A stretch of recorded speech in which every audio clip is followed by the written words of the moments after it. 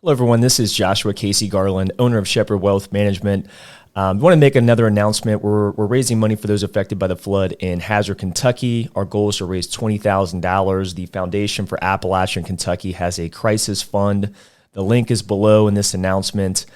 In the additional notes section, as you make your donation, please leave a little note that says SWM or Shepherd Wealth Management so that we can make a 10% matching donation for all funds raised. Again, the goal is $20,000. I think we can do better than that, but over the next couple of weeks, we'll make announcements on where we stand with the fundraiser. So let's go raise some money for those affected by this disastrous flooding in Hazard, Kentucky.